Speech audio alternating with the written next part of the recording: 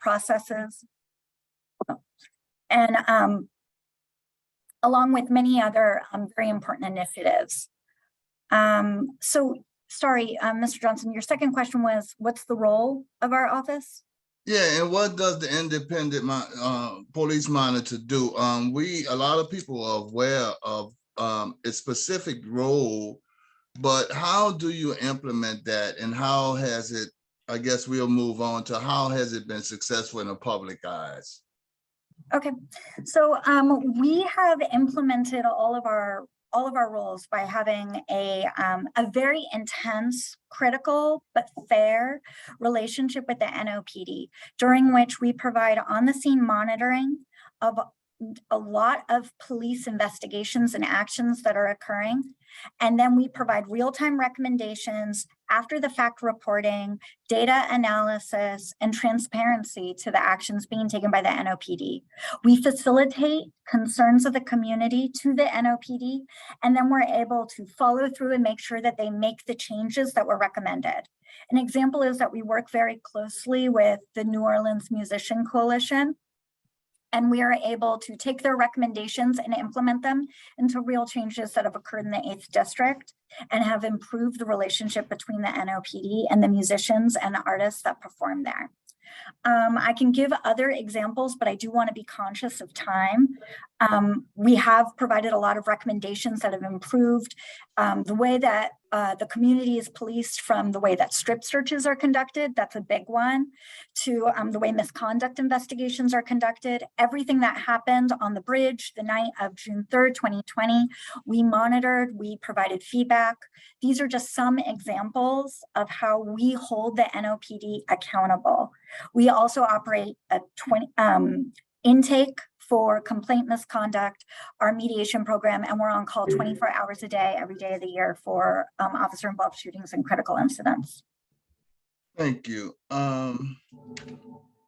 To whom is the Office of Independent Police Monitor accountable to? And I'll put these two questions together, and y'all can join in and answer it.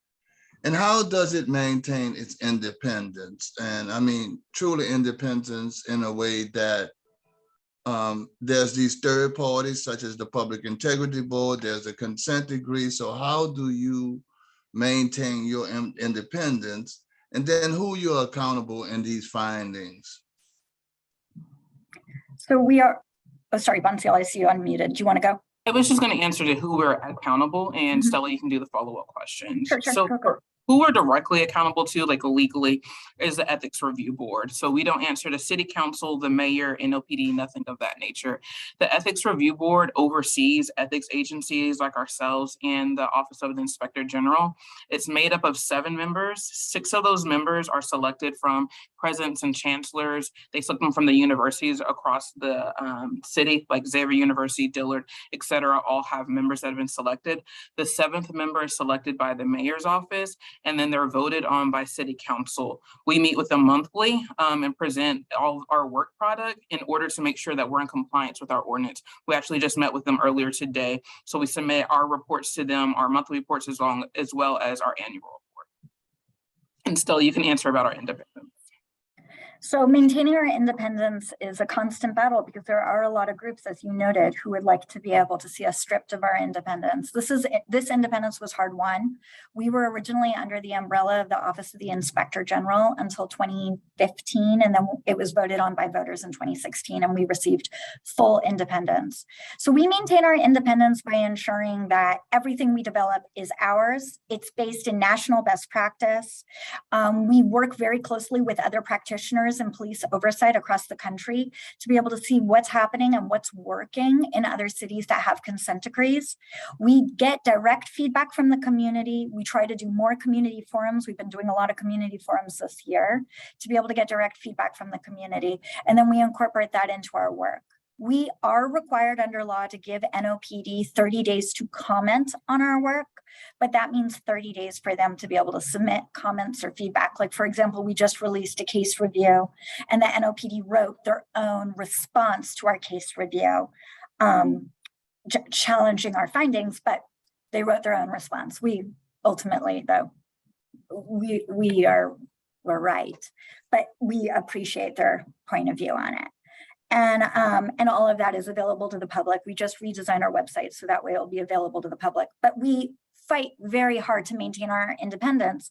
And that doesn't mean that people don't try to compromise it. We get a lot of calls. We, city council, the mayor's office, police associations, and different groups across our city have different interests.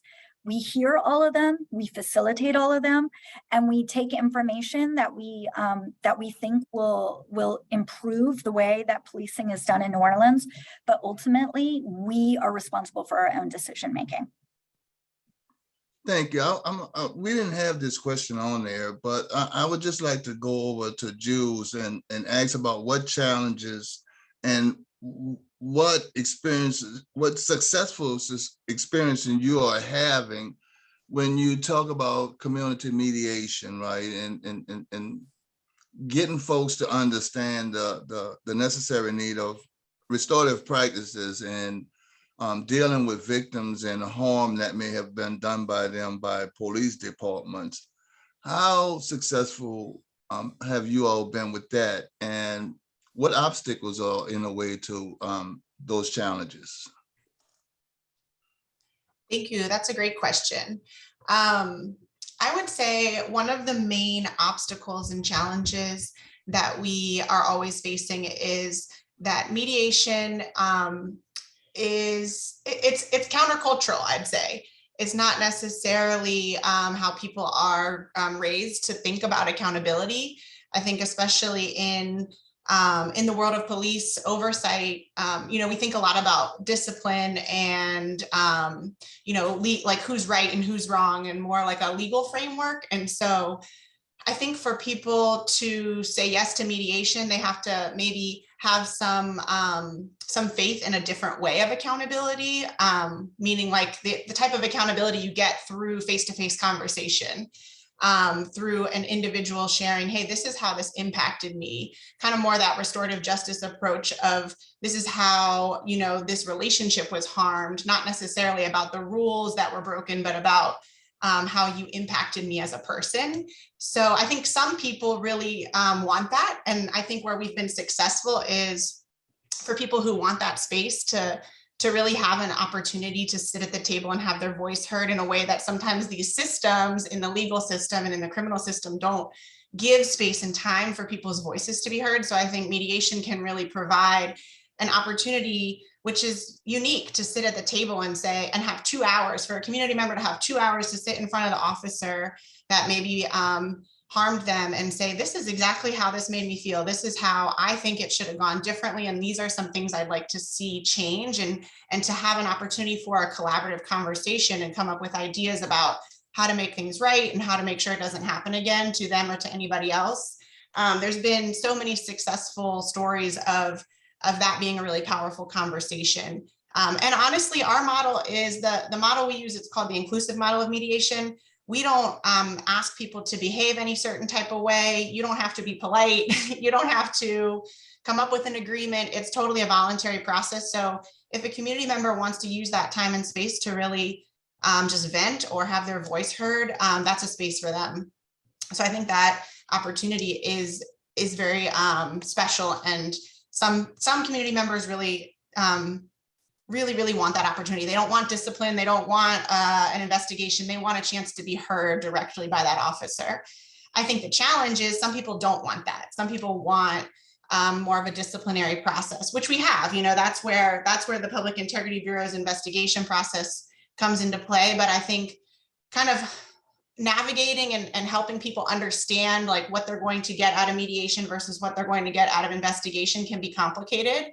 And sometimes I think there's a lot of misconceptions that come into play. So a lot of the work is sort of demystifying what mediation is and helping people understand what the complaint process is so that they can make the decision that's best for them. Our process is fully voluntary. So we try our best to help people understand what mediation is, help them understand what they might get out of it, and then let them decide for themselves. But I'd say, a lot of times people might have they might have a lot going on in their life. They don't want to take those 2 hours, or they might be scared. They might be fearful of sitting in front of an officer. They might not feel comfortable. So those are some of the reasons why people say no to mediation, which we're fully fine with. But I think those are some of the obstacles in terms of people wanting that opportunity. And I'd say another obstacle right now, we have a lot of buy-in. Actually, officers generally say yes to mediation. And so that wasn't always the case. When we first started the program, officers didn't necessarily trust the mediation process. It was new, it was confusing. And so we did a lot of work to also educate officers about what it is and what it isn't, and going to roll call meetings and talking to leadership and including officers in training. So at this point, officers generally do say yes to mediation, and it's more community members who often say no. But like I said, I think a lot of it depends on the situation, whether they feel comfortable, whether they have time, and also whether they think that that's the best option for them. For those people who do say yes, I think it's a very powerful space. People have come up with really creative ideas in mediation, and really, I think having a say in what's in the process, I'd say that's the biggest win. And even, I'll say my last thing, for people who say no to mediation, a lot of times, even the intake process of them getting a chance to be heard in a new way that often they don't feel when they go to the department or when they go to Public Integrity Bureau, when they do intake with our office, they feel heard in a new way that sometimes that in and of itself, I think, is a big win for the community, where they say, this is the first time that someone really seemed to get it and listen to me. So I think the fact that we are offering that space to the community has been very successful, even though in terms of numbers, it doesn't always look like a lot of mediations. All of those referrals and all of those intake conversations are points where we're engaging with the community and hearing them and giving space for those voices. Thank you. So the next question is, should we end the consent decree, considering the cost of, and is it hindering the police department? No, we should not end the consent decree. I want to be clear, there's a difference between being under active federal oversight and ending the consent decree. The city filed motions to terminate the consent decree right now in its entirety, and I disagree with that position. I believe that we are getting very close to being in a position to be able to transition into the sustainment period. And the sustainment period means that the federal monitors would take a huge step backwards, our office would take a huge step forward, and we would basically see how all of these new policies and programs and trainings and everything that the NOPD has been developing over all these years, how they all run, operate, audit themselves, and work without the federal monitors having to kind of conduct everything.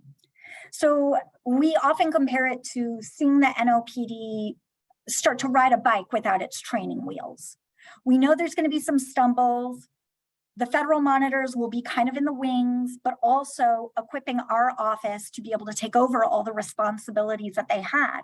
And those 2 years are very valuable and important 2 years, because that's where we're going to really see the rubber hit the road in terms of how everything is going to work. And if there's any potential backsliding, any potential non-compliance, or any issues that pop up in those 2 years of sustainment, this is our space to be able to catch it, address it, and fix it before we're totally out of the consent decree.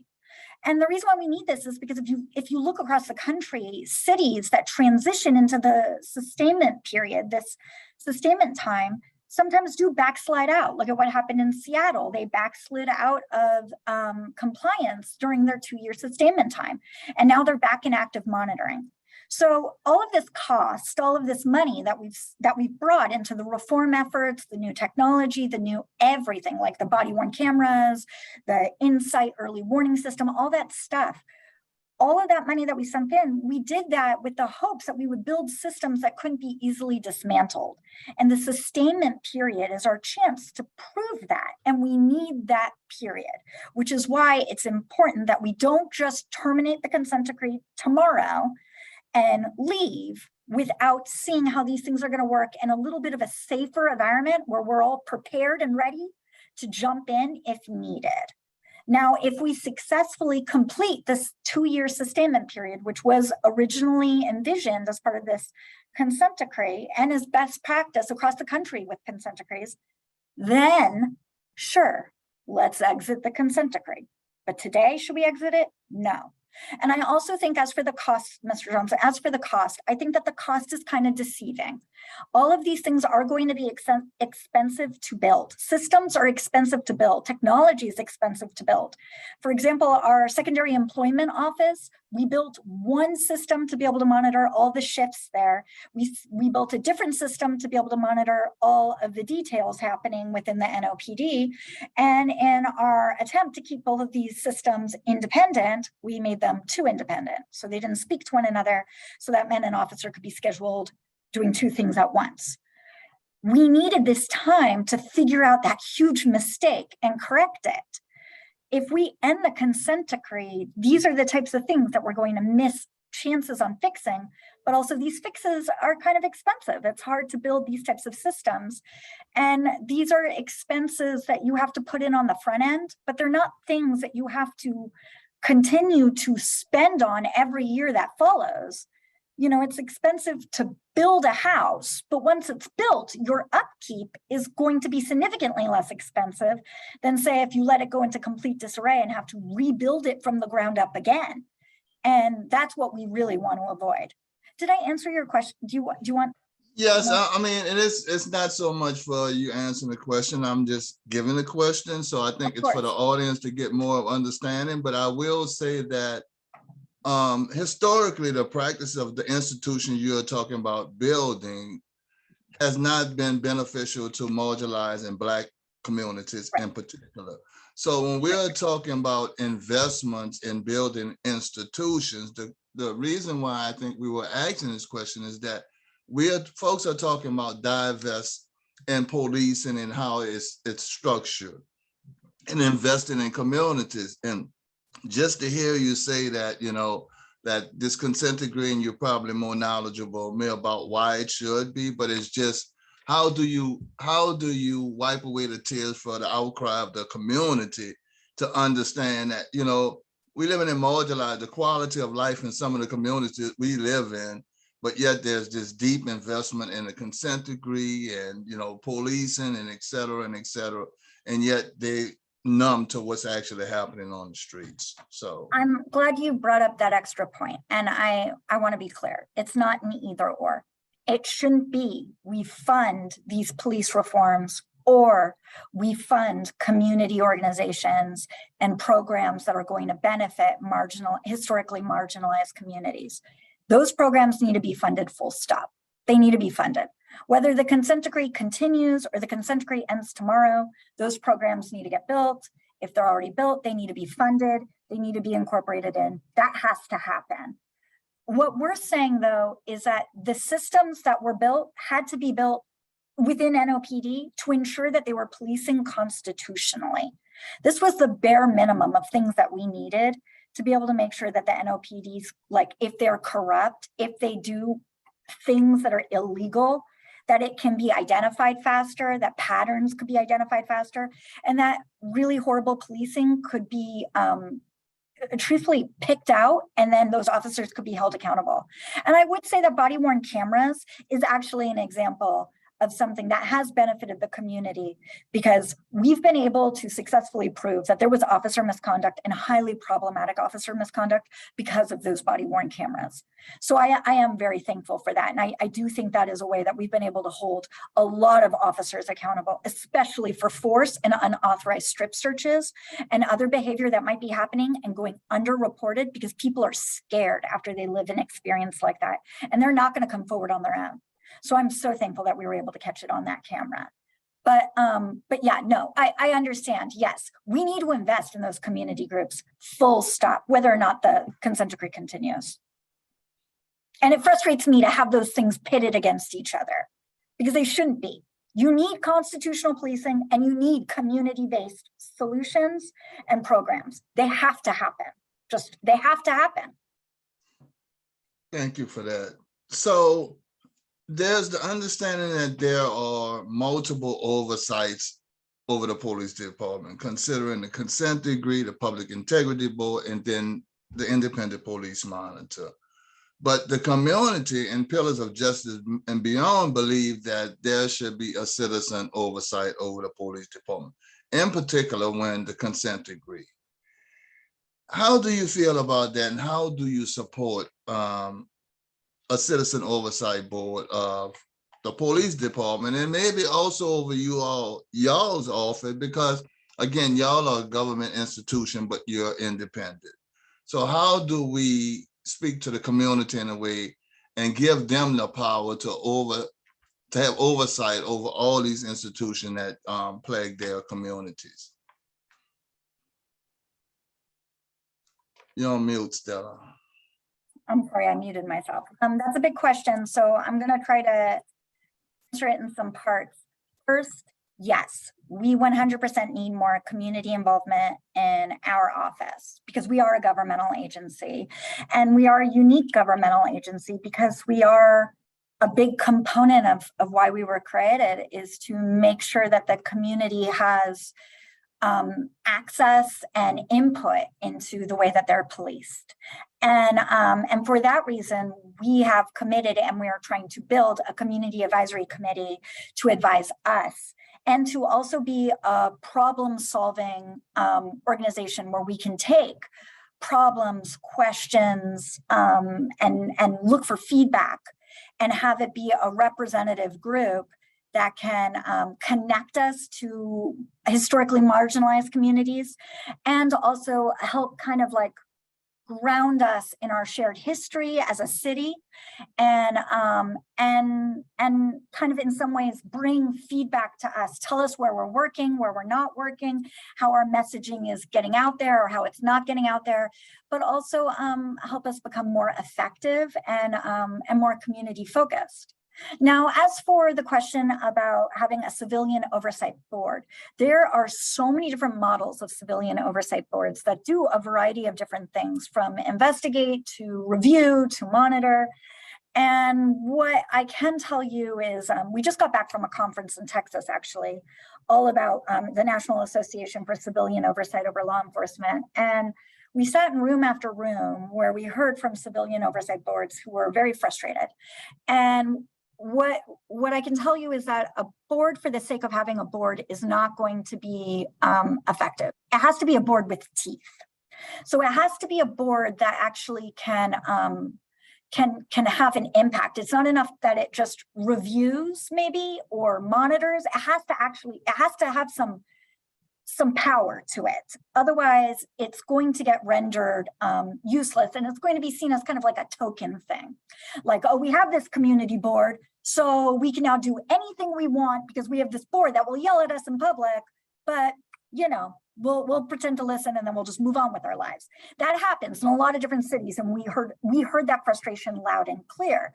So in order for us to be able to assist in any of those processes, we would need more information about what type of civilian oversight board y'all would be looking to develop and what type of powers you'd be looking to have.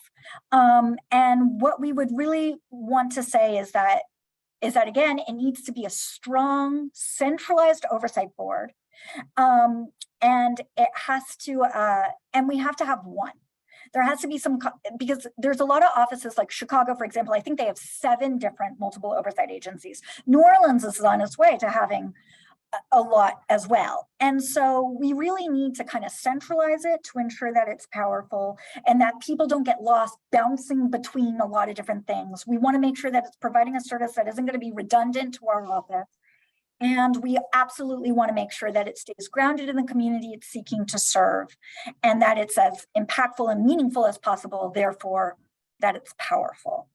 Just want to give an example of what that was looking like in some of the cities where they would have a community oversight board that was reflective of the community and did thorough work, would help conduct an investigation because maybe they just had an administrator over them versus another independent agency.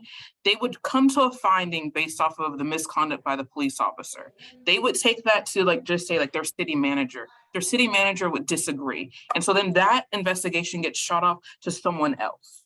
And so it keeps going from silo to silo. It just wasn't a straight impact. Or they provide recommendations, and if the people in power didn't agree with it, then it really didn't do anything. Their board was useful in a lot of these major cities when the politicians at play, quite frankly, were in agreement, or if the police department was in agreement.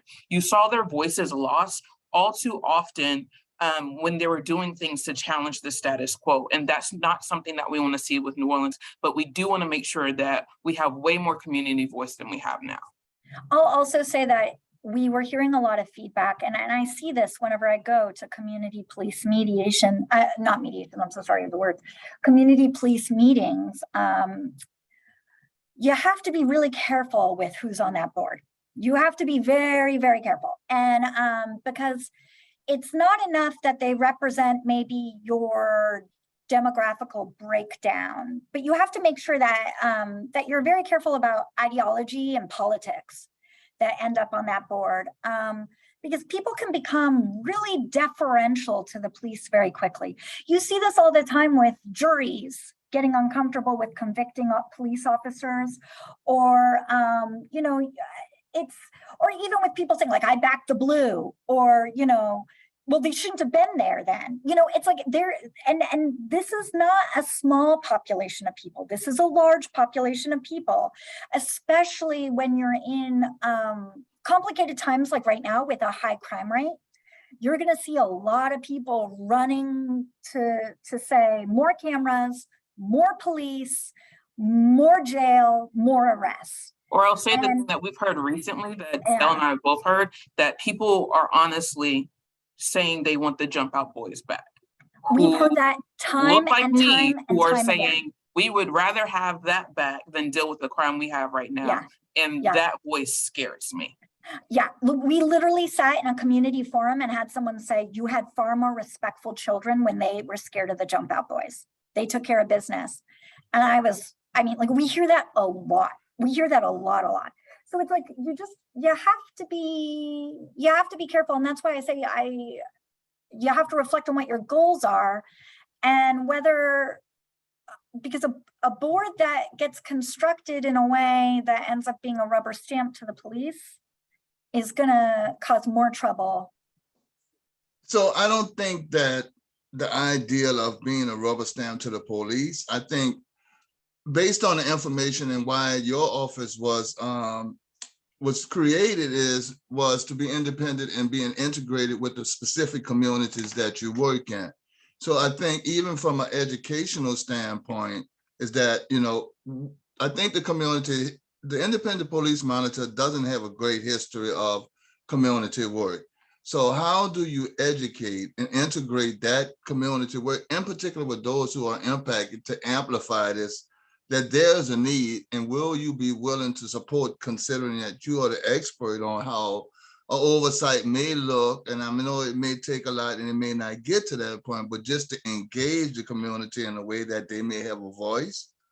Would you be interested in supporting that and moving that forward in a real time, in a real way? Yes, without question.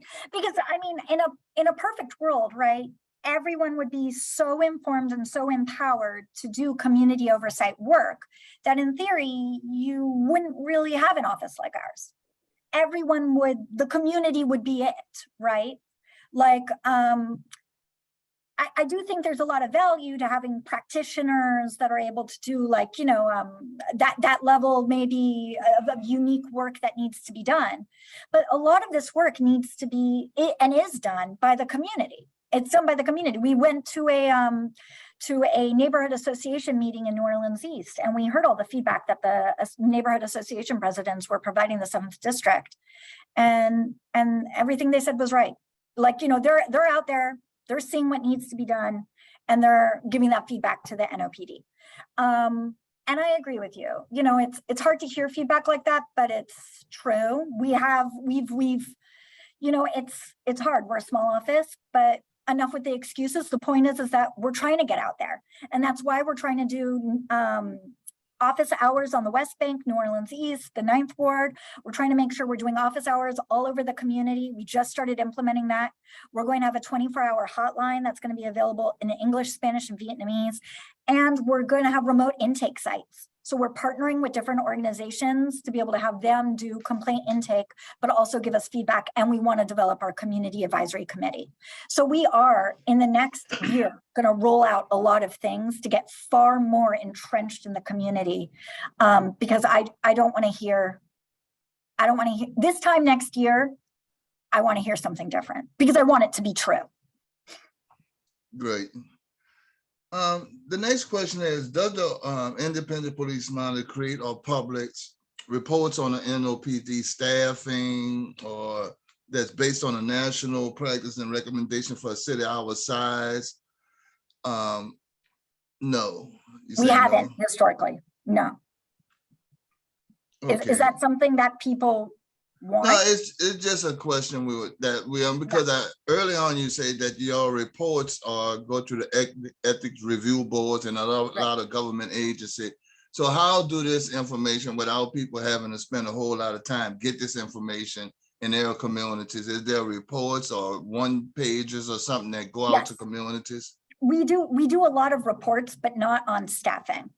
So we do a lot of reports on different parts of the NOPD, and we do individualized case reviews that are also available that can be used as like examples of how NOPD is conducting investigations. We do public letters, we do reports. We did a report on Hurricane Ida and how the NOPD responded to that storm, and we got a lot of community feedback, and then we did a public forum on it this year before the start of the hurricane season. And so we're doing a lot of different reports on a lot of different topics and recommendations. So far, we haven't done it on staffing, but we are working on one to recommend rotation of staffing in the Public Integrity Bureau. So that's kind of close to staffing. And we did do a report on how they picked their captains most recently. And we did a report providing recommendations about that. And we did like demographic breakdowns and everything else about their captains. All of that stuff is on our website. We also push a lot of that content on our social media sites. Okay, I think that's it for me with the questions. I would like to give you the last opportunity. If there's something that you want folks to know, each one of you give a closing comment before we open it up for the audience to ask you questions on something that's exciting. I know you gave us a lot of information we can look forward to, but some expectations over, like you say, over the next year from your colleagues, and how could we stay in touch and be supportive in a way that in real time we get the information that we need in our communities?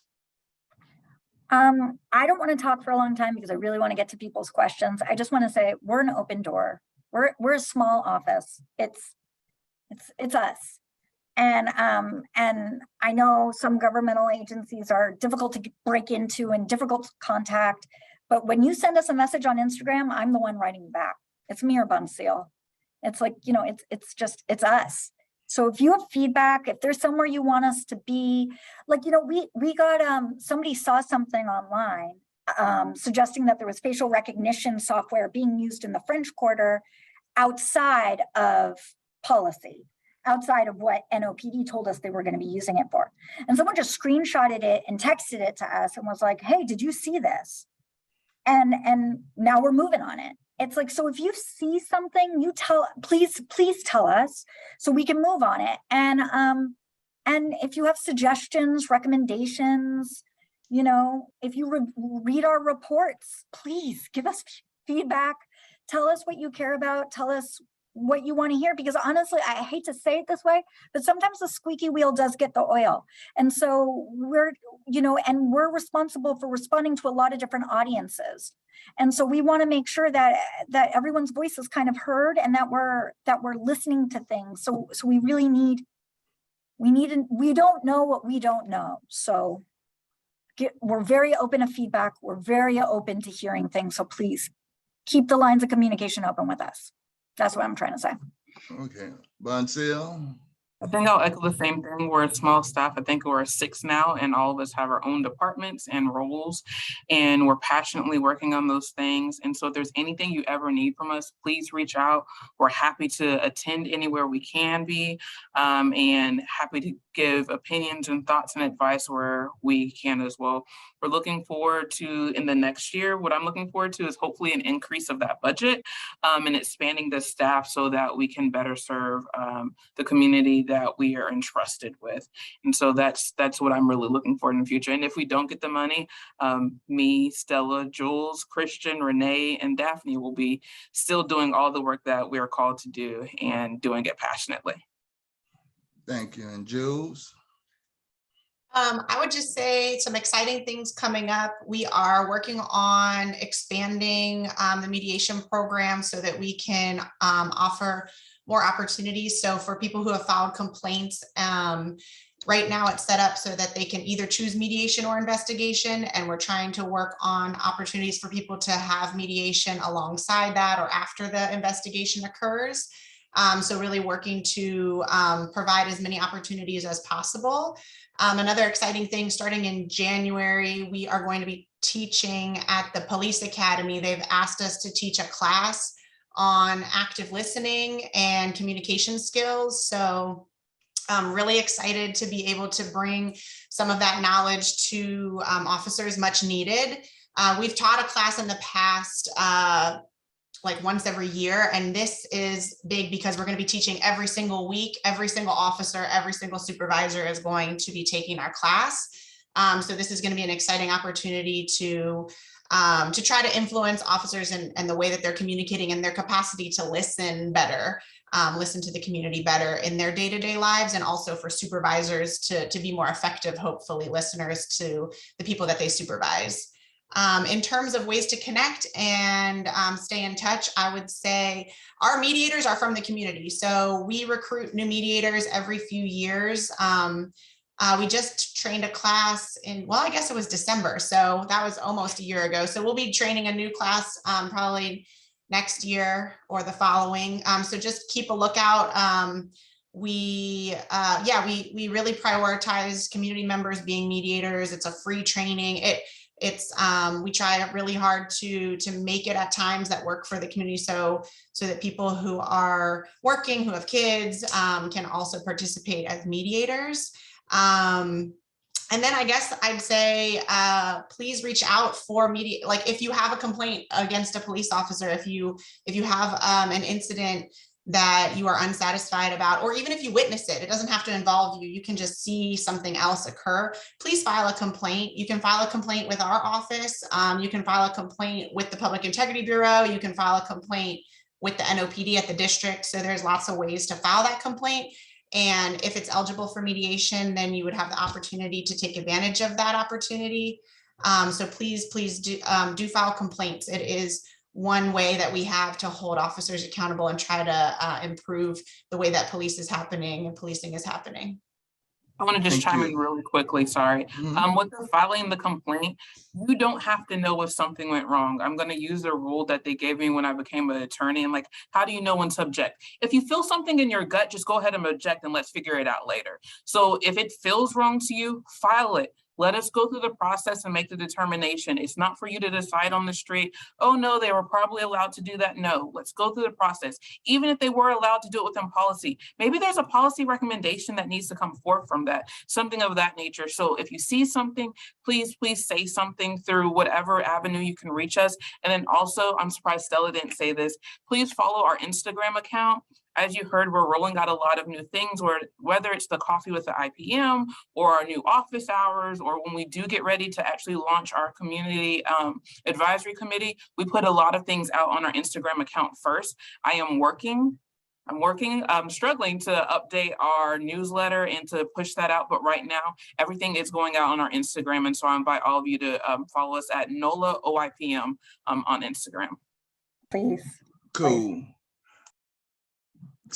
You all to stay with us a few minutes and turn this over to Brooke. If there are any questions from the audience, Brooke, bring them forward. And thank you for joining us today. I'll be back with you in the next few minutes after the questions. Please feel free to use the reaction button, put your hand up, or write something in the chat if you've got a question. I see none at this point, so.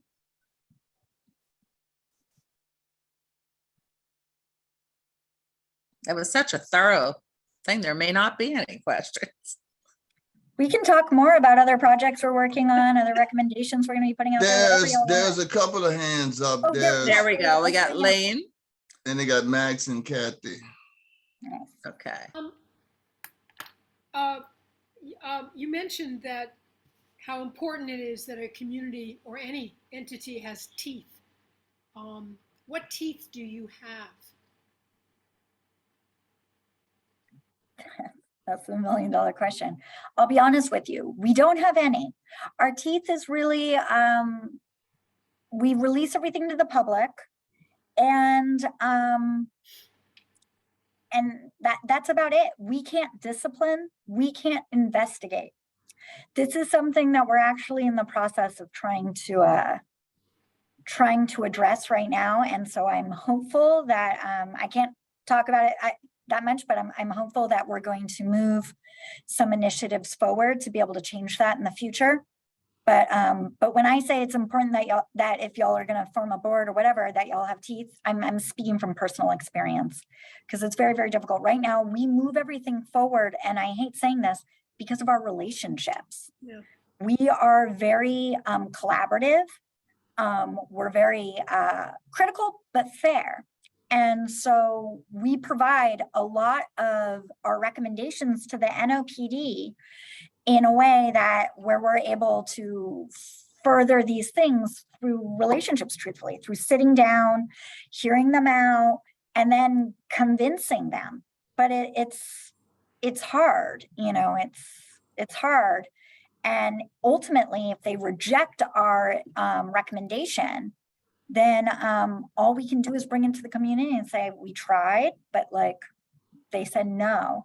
We haven't had that happen yet, because a lot of our recommendations are always going to be grounded in what we see is working in other places. And also we're lawyers by training. So we understand a lot of the stuff that they do is just legally problematic. And so we're able to bring that to their attention. But yeah, I do fear the day that I think actually our data access and the fact that that's been so difficult over all these years is an example. And we have just struggled and struggled and struggled to get it furthered, to have full data transparency and full data access, which we still do not have.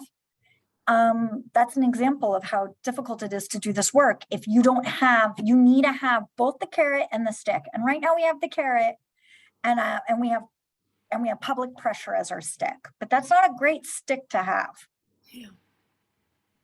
Thank you.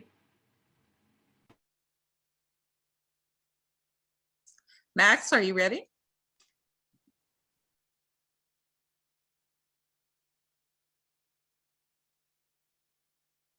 You're still muted.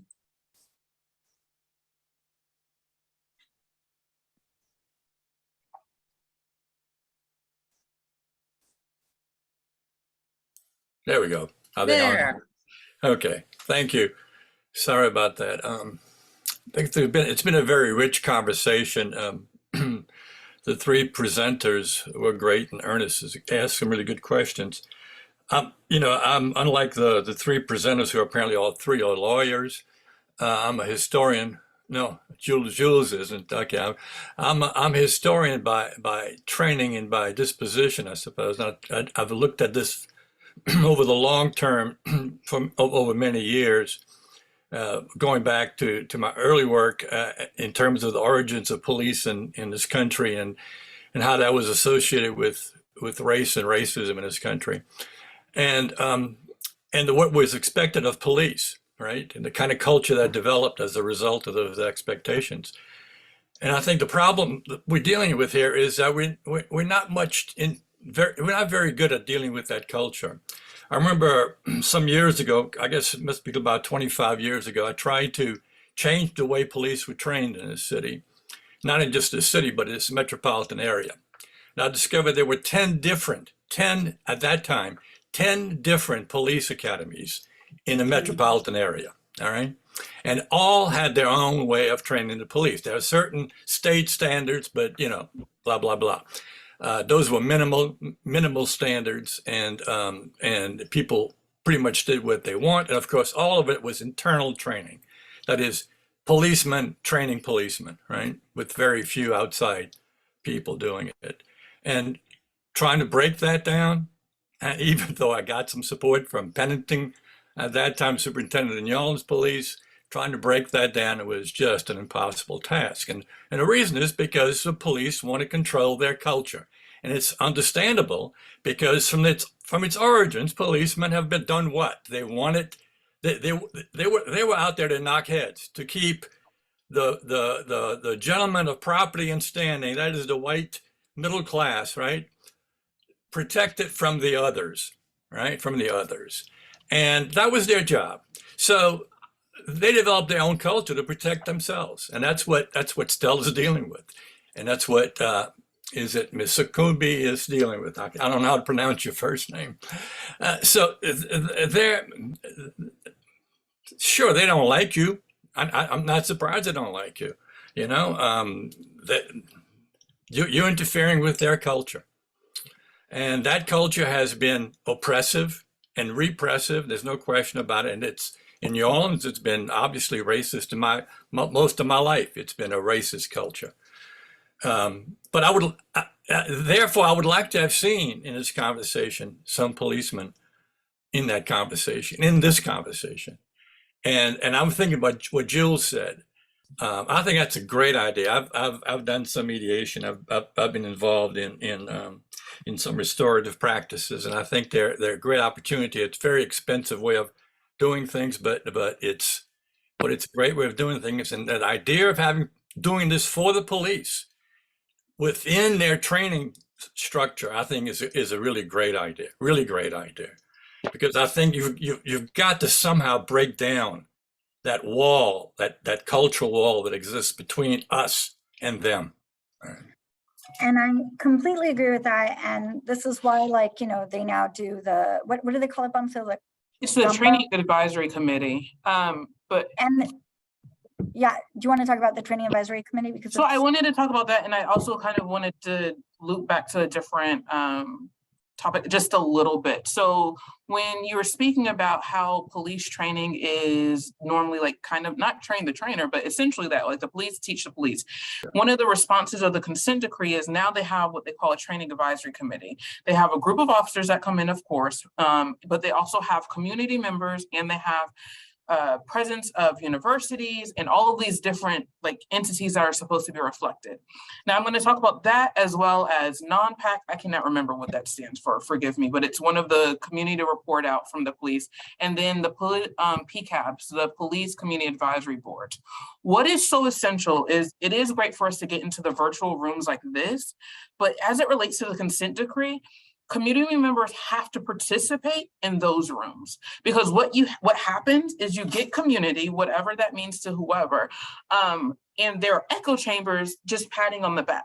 So if I'm sitting at TAC, I'm not a voting member of TAC. We monitor to make sure that TAC is made up of the community members. It's supposed to be that the training academy actually took its curriculum around to all the organizations it should, and those people voted on it. But if we don't have people actually participating in the process, it checks the box that NOPD has done what it's supposed to do, but that's not meaningful change. Yeah. So when we talk about we don't need to exit the consent decree, we actually need to get behind all the things that are written on black and white paper and make sure that it's effective and that there is real community voice. I spent 2018 and 2019 going to every PCAB and every non-PAC, and it's a little bit disturbing of what you'd hear, but we have to make sure the people that are in these rooms again are participating in those rooms so that the police department is hearing these are the additional questions of concern. It's great, you're doing this fantastic, and they are doing great things, but these are some of the problems and these need to be addressed, and we're not just going to rumble about amongst ourselves and complain about it. We're going to put it in the rooms where you are in control and you are forced to listen to us, because right now, who does have teeth is Judge Susie Morgan. Yeah. All right. I hope I didn't get on rant. And then I just wanted to say, as far as like how something other seat that we do have policies in place to make sure that we do have information release and things of that nature. And as we're moving forward and we're seeing things that we're relying on relationship, we're making efforts to ensure that those policies exist too. I know people have questions, so I'm going to back out. But yeah, but also I want to highlight that we are bringing more groups into the training. So now they have contact with Mardi Gras Indians, and they learn about that cultural practice and that group. And that's been very, very helpful with improving the relationships, because there was a lot of misconceptions about Mardi Gras Indians within the NOPD. They thought they were gangs, and they were coming in hot. Like they were coming in like as if they were interrupting like gang, warfare when they were coming into these like very ritualistic spaces where the Mardi Gras Indians were. And then like another example is Bike Easy does a training with the NOPD to teach them how to like ride bikes and engage with cyclists. Because again, we were having a lot of like victim shaming where cyclists would get hit and then the police officer would be like, well, you were cycling on the street. One, they should be cycling on the street, but like, yeah, but they were mishandling these accidents. They were saying they were going to meet the cyclist at the hospital, never going to the hospital, and also similarly, they're finally bringing in STAR, the Sexual Assault and Recovery Center, to talk. They bring in the actual Children's Hospital and UMC to advise on how that looks as well. Yeah, so it's like every single time they bring in someone from outside of the department to engage with them, their knowledge base gets bigger and their concept of the community gets wider, and they stop thinking like a cop. And that's good. And I'm not saying that they're going to like have one of these sessions and magically be a totally different person. But I'm saying that that is the beginning of something, and it has to just keep getting built on. And also, Lane, I see your question. Is there real training on de-escalation now in the NOPD? The answer is yes, but it's focused predominantly on how to slow down and de-escalate the civilian in the encounter. We would like to see them do some ownership on de-escalating themselves, because they come into a moment hot. It's not on the civilian to always calm down. It's on them to calm down. Like getting in someone's face and screaming, "Calm down," is not like how you calm someone down. Also, you are amping yourself up. So it's like we need them to calm themselves down. People will match the energy that they bring into the room, and they forget that they are bringing power and guns into the room. They have the obligation to calm down. I want to see them calm. Then we can calm down. But that's where we're trying to get them to go. So Lane, yes and no. They have the training, they do. Definitely, but it could always be better. Yeah. Brooke, I would ask Brooke that you get to the remaining questions, and I would ask those who are asking questions to ask a question and not go into a specific opinions about the police department, which I know is burning inside of you, but we're trying to get some answers here. So please ask questions. So Richard, do you still have a question? Yes, thank you. Thank you, Stella and Bonsil and Jules very much. Bonsil, when you and I were talking earlier, you were telling me that your phone is on 24/7 because when there's a use of force that you are there, you have to go. Would you tell us some more about that? I found that very reassuring as a community member. So the office is on call 24/7. Fortunately, my days have reduced a little bit. So I do about 10 days out of the month. We share the days between, I think we have 4 total people on call now, but we had a time earlier this year where it was just me and Stella, and had plenty of those days in the last couple of years, plenty of those months, quite frankly. But by ordinance, New Orleans Police Department is required to notify us within 1 hour of a critical incident occurring. I'm happy to report that they actually notify us way quicker than that. So a critical incident is essentially an officer-involved shooting. Anytime someone's injured while they're in custody and they require hospitalization, if an individual is handcuffed and a subject of head trauma or neck trauma, or if there's an in-custody death. If that critical incident occurs, we receive notification and we are required to appear on the scene We appear on the scene and we monitor the entire investigation from start to end. What that looks like is the crime tape does not matter to us. We walk on the scene, we're normally there, maybe basically when the coroner's arriving, which is pretty quick, or even before that, as the officers are just making it to the scene, we are briefed with the chief of police and any other NOPD leadership, and we stay with the force investigation team throughout the entirety of that incident. So if they're collecting evidence, if crime evidence come out, we walk with them. If they're going to interview witnesses, we walk with them. If there is an individual who's lost their life on the scene, before that body is moved, touched by anyone, we observe the body to make sure the injuries are consistent with the information that's been provided to us. If the individual is not deceased and they go to the hospital, we will go to the hospital to make sure that we observe any of the injuries to the person and make sure it's consistent. We monitor any interviews. So generally on the evening of, you'll normally have interviews that are taken of the individual that has been harmed. And normally the days following, you'll have 4 statements and interviews conducted by the officers. We monitor those in real time and provide recommendations for questions. If there is a death, we go to the autopsy to make sure the information that we received is consistent as well. You continue through the entire investigation. If it takes 6 months, tie up all the loose ends, reviewing body-worn camera footage, and we review body-worn camera footage on the scene. There's body-worn camera footage, real-time crime center footage, surveillance footage, anything of that nature, we're making that observation there. And then we follow to the end of the investigation, and that goes before use of force review board. We do provide a critical incident form to the New Orleans Police Department within 24 hours, which is our basic initial observations. But we cannot take pictures on the scene or anything of that nature.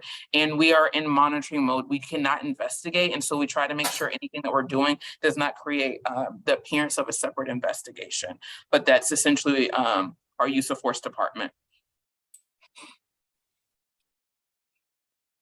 I think Jules has something to say. Yes, Jules does have something to say. Thank you. Oh, I just wanted to chime in on one of the things that Max brought up earlier around this idea that police officers are training other police officers. And that's the same situation that happens in accountability with the Public Integrity Bureau, where you have police officers who are investigating other police officers. So one of the reasons that the mediation program was created is because the community said, that's not fair. That's ridiculous. Like, that's going to be a biased perspective. And a lot of the times those investigations, especially for somewhat lower level complaints, end up being what's called not sustained. So they say there's not enough evidence one way or the other to prove this. So one of the ideas around the mediation program, coming from the community, people like yourself who are saying, we can't have police officers monitoring police officers, was that this is an opportunity for police officers to have to actually respond face to face to the community in a new way of holding people accountable. And in those mediation rooms, people talk about some of the things that you're bringing up about racism, about, police culture, about the history of policemen as slave catchers. Like, those are things, even though the mediation might start as, I don't like the way you spoke to me, or, I don't understand why you haven't responded to my phone calls about my case. It might start off with sort of a more logistical issue. A lot of those deeper conversations around culture and expectations and history do happen at mediation. So it is one space where some of that can happen. And I just do want to clarify, I'm not an attorney. My background is actually more in history and social work and things like that. Bless you. Thank you. I think now it's time. I do not see any other questions unless somebody has one. This was a wonderful, wonderful forum. Thank you all. And I wanted to ask if there's anybody who has who's running for office. We'd like to give those people time to express their opinions and their platform. So speak. Well, I don't see any. I don't either. On this call that inspires to be in politics. So what I would do at this time, I would thank the Independent Police Monitor for joining us, and I allowing us to get this information. And I would ask that you stay in contact with us as much as possible so that we can understand and be supportive of the efforts that's going forward. And if there isn't any announcements, I would leave you with humble blessings and peace and ask that you be safe and vigilant in your life, and that we are all here created for a purpose, and our purpose is to take care of each other. Thank you, everyone. Have a great evening. I look forward to talking to you more in the near future. There's some stuff in the chat, Brooke, if you can get that from the Office of Independent Police Monitor before we close. Thank you again for being with us. Good night, good evening. Have a great one. All right. Thank you so much for having us. Good night. Thank you all for being here. Great conversation, guys. Thank you so much for coming. Thank you. It was fantastic. We'll all be on Instagram with you. Thank you. Bye. All right. Brooke, you got that information we need? Yeah, there's not much in there that, okay, I got it. Hi, Okay. thank you. All right, talk to you all later. Thanks so much. Thanks, y'all. Bye. Bye.